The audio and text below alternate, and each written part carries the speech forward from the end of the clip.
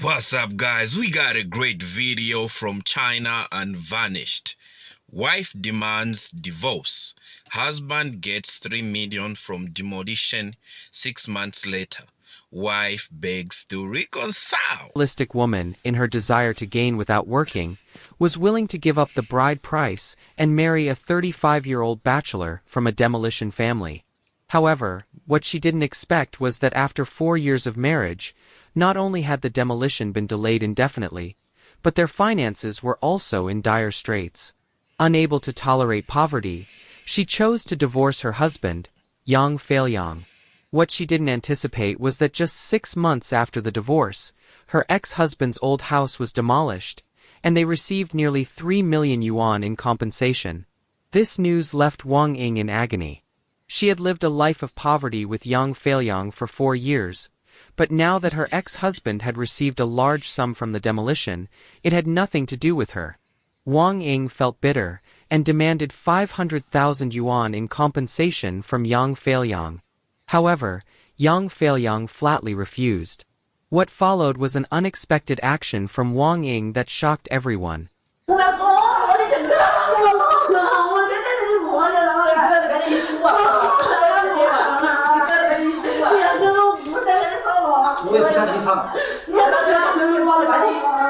Wang Ying knelt down and cried, begging her ex-husband to give her the money for the sake of their 4 years of marriage and their child. However, this emotional plea did not make Yang Feiliang relent. According to reports, Wang Ying and Yang Feiliang were introduced by relatives. Wang Ying was remarried and had a child from her previous marriage, while Yang Feiliang had never been married or had children before. It was only after the village's land reform that Yang Feiliang's family's house was included in the demolition area that his life started to improve. Yang Feiliang revealed that his house's demolition brought him more than 900,000 yuan, while the remaining more than 2 million yuan came from the demolition compensation for his parents' and younger brother's houses. Although Wang Ying had divorced him, they had a child together, and as compensation, he had already given her 250,000 yuan in cash and a resettlement house. However, Wang Ying did not accept this. So, the 3 million yuan is about like 411,000 USD. She wants half of this man's money. Oh man, why did you divorce him? I'm just saying here, some of these are actions that maybe people take, against you. You find at some point, you worry not, you might just maybe like, it's an opportunity for those people to be removed in your life, like for her. She believed that since her ex-husband had received more than 1.5 million yuan from the demolition of his parents' old house and his own house, his share should be at least 500,000 yuan.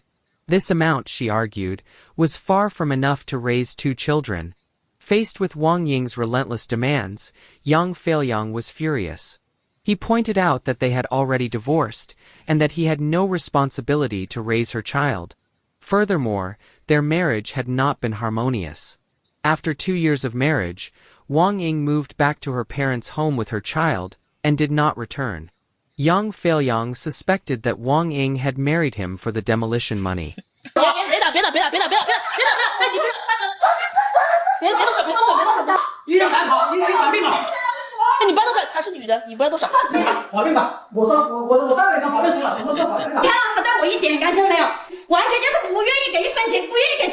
Once a couple, now they were fighting over money. Yang Feiliang openly admitted that Wang Ying's every action was aimed at getting more money from him, and he would not agree to her unreasonable demand for 500,000 yuan. After all, he still had elderly parents to support. However, Wang Ying thought her request was completely reasonable. When they married, she had received a bride price of 88,000 yuan, but Yang Feiliang could only pay 40,000 yuan, and the rest was written as an IOU. This, she claimed, was evidence of his attitude toward the marriage. But Yang Feiliang stood firm in his current stance.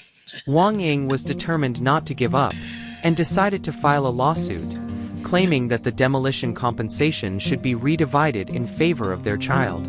She demanded 500,000 yuan. So, what do you think about this situation? Do you support Wang Ying in suing her ex-husband for 500,000 yuan from the demolition compensation? And do you think Yang Feiliang's refusal to give her the additional 500,000 yuan, after already giving her a resettlement house and 250,000 yuan in cash, is reasonable? I think it's not reasonable. I mean, the video here says that the other two houses for the brother and for the parents, that's what brought in the 1.5.